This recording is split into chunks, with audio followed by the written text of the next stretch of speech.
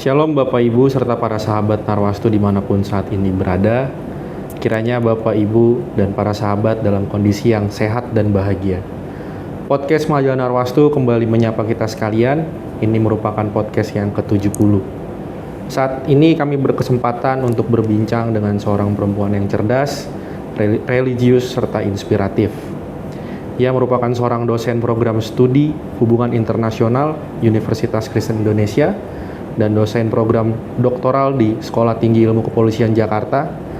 Saat ini juga ia merupakan Kepala Pusat Studi Papua Universitas Kristen Indonesia serta menjadi Direktur Center for Security and Foreign Affairs Studies atau CEFAS HI Visipol UKI. Ia juga menjabat sebagai Wakil Ketua Umum Persekutuan Intelijensia Sinar Kasih atau PISKA, juga sebagai anggota Komisi Politik Hukum dan Persekutuan Gereja-Gereja di Indonesia. Buat para sahabat Narwastu semua, pada 18 September yang lalu, beliau resmi mendapatkan gelar profesor bidang ilmu keamanan internasional di usianya yang ke-45 tahun. Langsung saja kita sapa, selamat sore atau siang. Menjelang sore. Iya, Kak Angel, apa kabarnya Kak Angel? Puji Tuhan, sehat Tim. Timothy sehat? Sehat Kak, puji Tuhan. Tuhan. Kami mau mengucapkan selamat atas pengukuhan gelar profesornya pada beberapa waktu lalu. Terima kasih. Siap. Pertama yang ingin saya tanyakan adalah untuk meraih gelar profesor ini tuh sulit apa enggak sih Kak? Terus ada syarat-syarat apa saja yang harus dipenuhi untuk mendapatkan titel sebagai seorang profesor? Oke, ya Tim, sebelum saya jawab sedikit saja informasi. 18 September kemarin itu acara pengukuhan guru besar dari Universitas Kristen Indonesia. Kalau SK-nya sendiri disebutkan bahwa terhitung mulai tanggal 1 Juni 2023 saya menjadi profesor ya, dan ditandatangani SK-nya oleh Pak Menteri, Menteri Pendidikan dan Kebudayaan Mas Nadiem itu tanggal 16 Agustus. Ya. Tapi baru dikukuhkan di UKI-nya itu tanggal 18 September. Ya. Dan kalau Tim tanya susah atau enggak, saya sih melihatnya begini ya Timothy ya, karena memang cita-cita saya itu dari kecil, kalau nggak jadi guru, jadi dokter. Yeah. Kalau jadi dokter waktu itu saya nggak punya uang banyak, orang tua saya, mama saya single parent, kemudian ternyata saya juga nggak berani lihat darah, akhirnya sudah menjadi guru lah, salah satu pilihan utamanya. Tapi akhirnya jalan hidup atau Tuhan membawa saya menjadi dosen gitu ya, dan ya saya jalani. Nah, kalau ditanya susah atau tidak, karena saya menjalaninya mungkin dengan passion, dengan keinginan menjadi seorang guru, menjadi dosen, sehingga saya jalani hari-hari seperti biasa. Tapi memang tugas seorang dosen itu ada 3, tridharma namanya, tridharma perguruan tinggi.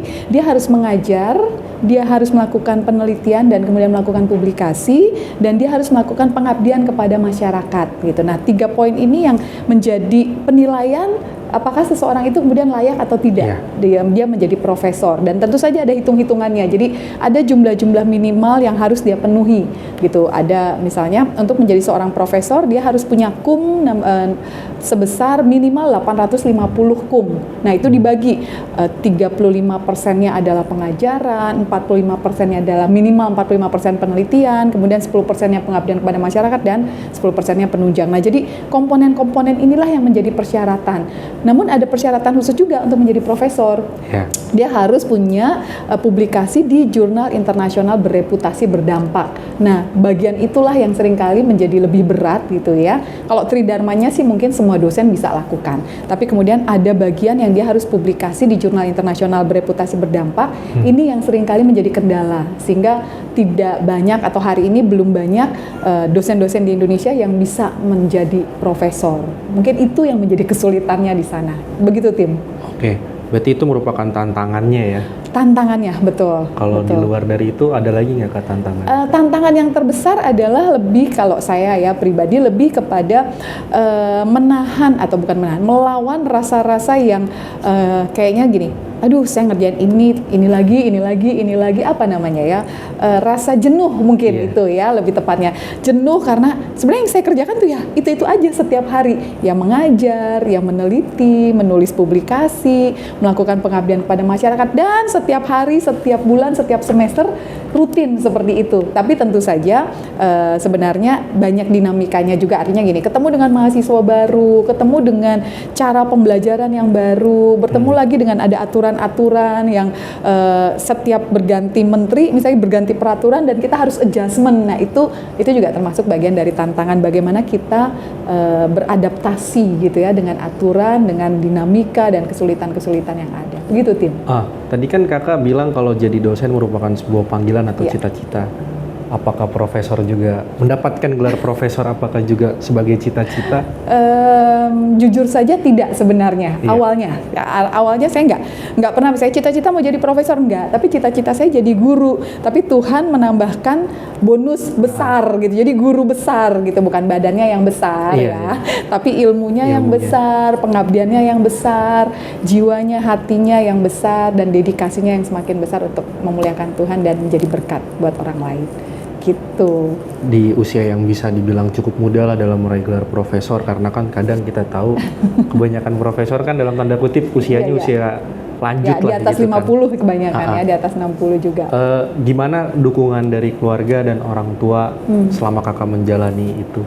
Ya, itu dia, itu yang paling penting Tim. Artinya gini, menjadi seorang profesor atau saya menjadi seorang profesor itu bukan kerja keras saya sendiri, tidak, sama sekali tidak. Satu, itu memang kemurahan Tuhan. Kedua, saya didukung oleh support system yang luar biasa, terutama oleh suami ya, dan anak-anak dan orang tua. Suami dalam arti begini, kan saya sebelum jadi profesor seperti ini kan saya harus misalnya sekolah S1, S2, S3, dan kadang-kadang meninggalkan suami, meninggalkan anak, karena saya sekolahnya kebetulan di Singapura gitu ya. Kemudian juga banyak tugas-tugas pengajaran, atau ketika saya misalnya diminta menjadi narasumber ke berbagai daerah, itu saya harus meninggalkan suami dan anak-anak gitu. Nah, di situ butuh pengertian dan support yang lebih besar, sangat besar dari suami saya. Termasuk misalnya ketika saya sekolah gitu ya di Singapura, suami saya itu harus merangkap menjadi ibu dan menjadi bapak juga gitu ya. Dia yang harus membantu mengerjakan PR, kan jarang loh, maksudnya kebanyakan kan ibu yang memang memegang nyiapin sarapan atau bantu bikin PR, atau dititipin beliin ini dong barang apa buat di sekolah, ada tugas apa bawa apa. Itu suami saya yang harus nyari hal-hal seperti itu gitu. Sehingga yang tadi saya bilang, ini memang kerja dari banyak orang ya, terutama keluarga yang mensupport, mendukung, sehingga ya puji Tuhan profesor ini bisa saya dapatkan. Kalau boleh tahu berapa tahun Kak? Untuk menjadi profesornya? Iya. Sekali lagi, karena menjadi profesor itu kan proses ya, mulai dari pertama kali mengajar, angka demi angka itu kita kumpulkan gitu ya. Jadi gini, kayak kamu mengajar 3 SKS, berarti kamu mendapat KUM 300. Mendapat KUM 3, angka 3 gitu. Dan kita mengumpulkan sampai 850. Berarti itu kan proses yang panjang tuh, bertahun-tahun. Nah, saya mulai menjadi dosen di kampus ini, di UKI, 2008 itu dosen tidak tetap, kemudian menjadi dosen tetapnya 2009. Nah, mulai 2010 itu saya punya namanya jenjang jabatan akademik asisten ahli. Itu yang paling rendah di dalam ini ya, jenjang jabatan akademik dalam struktur. Asisten ahli, kemudian nanti naik menjadi lektor. Lektor itu saya dapatkan di tahun 2014, kemudian lektor kepala itu di tahun 2020, dan akhirnya profesor itu di tahun 2023. Jadi ya let's say ya dari kurang lebih ya 13-15 tahun begitu.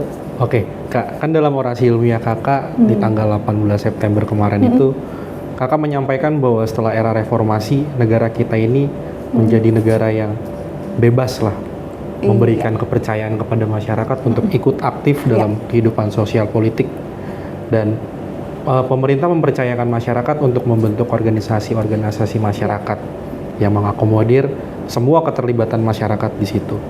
Kakak juga menyampaikan kalau radikalisme ini bergerak begitu cepat di beberapa negara termasuk Indonesia. Ini kan tentu memungkinkan ormas-ormas masyarakat ini menjadi ormas yang radikal, terus bisa menjadi ormas yang intoleran juga. Bagaimana tanggapan Kakak tentang ini? Satu sisi ya saya dalam pertemuan sebelumnya kita sempat bicara tuh, saya tuh salah satu aktivis 98 gitu ya.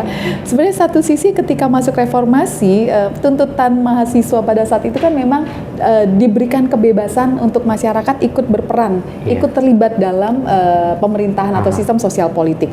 Satu sisi itu bagus gitu ya, keterbukaan atau reformasi politik di mana peran masyarakat, peran sipil itu semakin meningkat, lebih dilibatkan ya. Transparansi juga ada ya, dan keterlibatan masyarakat itu tentu saja dalam bentuk ormas-ormas tadi, organisasi masyarakat atau partai politik, itu bentuk keterlibatan masyarakat. Di satu sisi peranan masyarakat yang semakin aware, semakin terlibat, semakin peduli dengan kemajuan dan perkembangan negara Indonesia, itu satu hal yang bagus. Mereka terlibat gitu ya dalam pembuatan kebijakan, dalam membantu memberikan masukan-masukan yang membuat Indonesia menjadi lebih baik. Tapi di sisi lain sebenarnya bukan terbentuk ormas-ormas radikal, tapi lebih kepada pada dasarnya memang sudah ada orang-orang yang berpikiran radikal, sudah ada orang-orang yang memang mereka punya mindsetnya intoleran, yang sudah tidak suka kepada pihak lain yang berbeda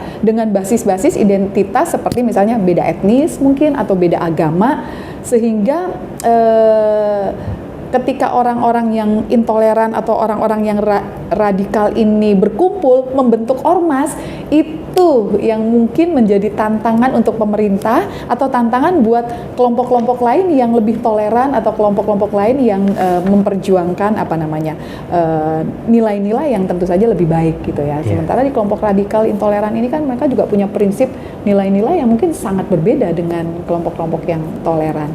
Itu tantangannya.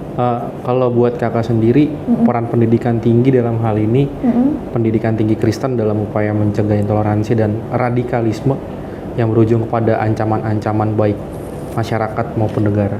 Bagaimana tanggapan kakak? Pendidikan itu penting sekali. Ya, mulai dari bukan cuma dari pendidikan dasar, menengah atau tinggi, tapi bahkan dari PAUD loh. Pendidikan anak usia dini itu penting sekali untuk menanamkan nilai-nilai tentang misalnya nilai-nilai menghargai keberagaman.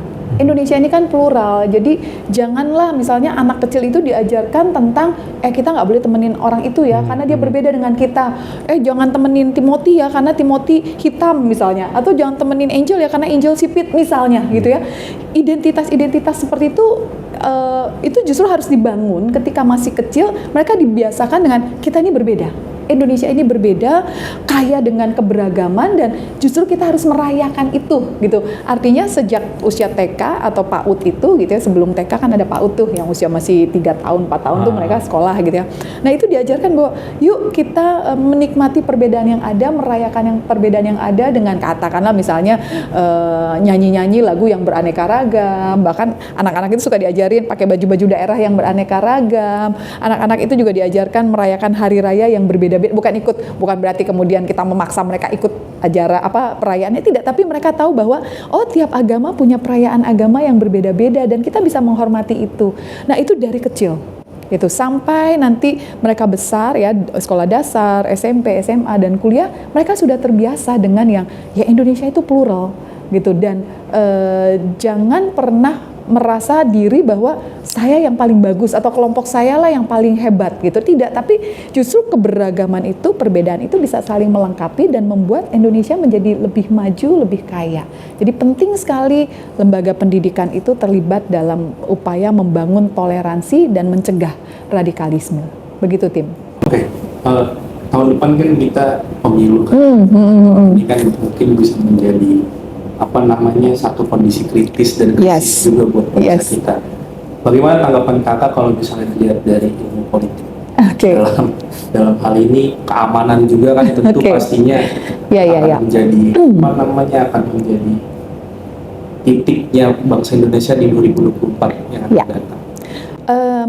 Sekali lagi, di satu sisi secara positif pemilu itu memang wajib dilakukan di dalam sebuah negara yang demokratis, di mana pemilu itu adalah justru kesempatan masyarakat untuk menyampaikan aspirasi mereka tentang siapa pemimpin mereka gitu ya. Dan para pemimpin yang menjadi calon yang akan dipilih ini kan mereka harus menunjukkan program-program kerja apa yang mereka mau tawarkan, program kerja apa. Kalau mereka incumbent misalnya sudah pernah menjabat sebelumnya mau dipilih lagi, berarti mereka tunjukkanlah bahwa ini program-program yang sudah berhasil gitu ya. Sehingga satu sisi pemilu itu menjadi sebuah sarana yang sangat positif untuk sebuah negara yang demokrasi.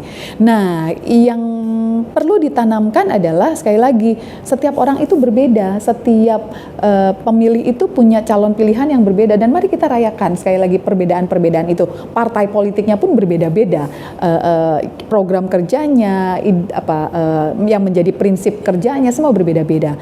Nah, yang tidak boleh adalah jangan sampai karena perbedaan itu kemudian kita berkelahi, yang sampai chaos gitu ya, menimbulkan kekacauan. Yes, bahkan sampai ada dikotomi yang besar-besaran, yang sampai kehilangan trust, kepercayaan satu sama lain, dan ujung-ujungnya tadi bisa menimbulkan ketidakstabilan politik. Dan ketika tidak stabil politik, wah itulah kesempatan kelompok-kelompok radikal, kelompok teror itu bisa masuk dan melakukan aksi mereka. Nah, itu yang harus kita jaga gitu. Jadi boleh berbeda pilihan, tapi kita tetap satu untuk Indonesia gitu. Mungkin singkat aja Kak, 28 Oktober nanti ini kan kita memperingati Hari Sumpah Pemuda. Ya. Sebagai mantan aktivis pergerakan mahasiswa tahun 98, apa pesan dan harapan yang ingin Kakak sampaikan untuk para pemuda Indonesia saat ini? Oke, yang pertama, para pemuda, yuk sekolah. Itu penting ya. Sekolah bisa macam-macam, bisa sekolah formal ataupun informal, tapi yang penting setiap anak muda bisa mengembangkan potensinya melalui pendidikan formal dan informal yang mereka dapatkan ya. Saya ngomong ini karena kebetulan saya dosen dan guru besar ya. Jadi memotivasi teman-teman, adik-adik untuk sekolah. Yang kedua tadi, sadarilah, pahamilah, rayakanlah bahwa Indonesia ini memang berbeda satu dengan yang lain. Sukunya, agamanya, identitas fisiknya kita juga berbeda, laki-laki dan perempuan gitu ya. Nah, dengan segala perbedaan itu, jangan kemudian kita melakukan diskriminasi terhadap yang lain. Tapi justru mari satukan perbedaan yang ada itu untuk kita membangun Indonesia, karena berbeda itu indah kok. Berbeda itu bisa saling melengkapi. Berbeda itu bisa menjadi sebuah aset kekayaan buat Indonesia, karena kita kemudian punya banyak pilihan, punya banyak cara pandang untuk membuat Indonesia menjadi lebih maju, menjadi lebih baik. Jadi anak-anak muda ya, mari hormati perbedaan yang ada dan tetap melakukan yang terbaik, be the best version lah istilahnya, be the best version of yourself, dan buat Indonesia menjadi negara yang maju. Itu dia. Oke, Kak, terima kasih atas waktunya. Sama-sama. Diberikan kesempatan lagi berbicara. Sama-sama. Demikianlah bincang-bincang kami dengan Prof. Angel Damayanti, dan kami juga mengucapkan sekali lagi Kak, selamat dan sukses atas kegiatannya. Terima kasih. Sudah bisa menginspirasi dan bermanfaat. Amin. Kalangan. Kami juga tetap mengingatkan kepada para sahabat Narwastu untuk tetap mengikuti majalah Narwastu yang setiap bulannya terbit, serta tetap ikuti podcast majalah Narwastu yang hadir di platform YouTube. Kiranya Tuhan memberkati kita semua. Shalom dan salam kasih Narwastu. Shalom.